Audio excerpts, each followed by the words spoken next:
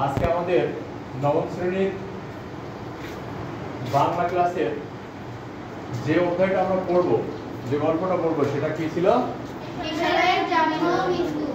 জন্ম ও মৃত্যু। কেশলাইটা কে? একটা গাছ, তাই না? একটা গাছ কখন বেড়ে ওঠে? যখন সে অঙ্কুরোদ্গম হয়, তাই না? অঙ্কুরোদ্গম থেকে শুরু করে আস্তে আস্তে একটা গাছ অনেক বড় হয়ে যায়।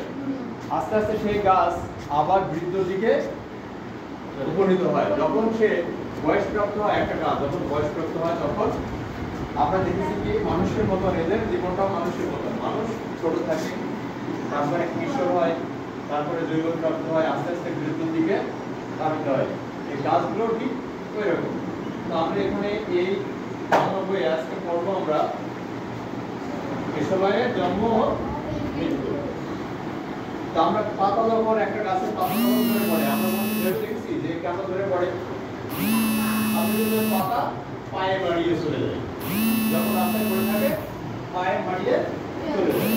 তো পাতাটা কেন ধরলো, কেন আমি এই পাতা কেন পড়ে আছি, আমরা মনে তুলে দেখে নিই কেন এরকম পাতাটা এইভাবে পড়ে রয়েছে।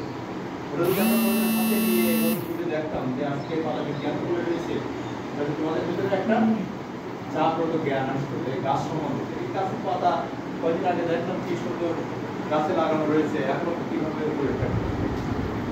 এই কাহিনীটা যদি তোমরা আমাদের ভাবার চেষ্টা করো, আমাদের ভিতরেও এই উদ্ভিদ বিজ্ঞানী এই পশু এই পশু আর হলো মানুষ এদের প্রাণ আছে, কিন্তু এই গাছের প্রাণ আছে এটা কে আবিষ্কার করেন বলুন?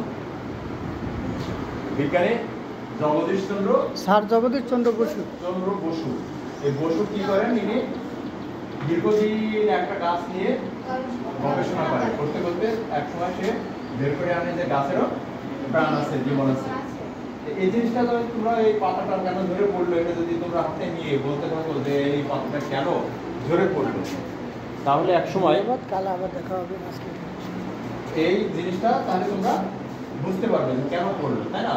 তো আজকে এই পর্যন্ত, আবার কাল দেখা হবে। সবাই ভালো থাকো, সবাইকে ধন্যবাদ।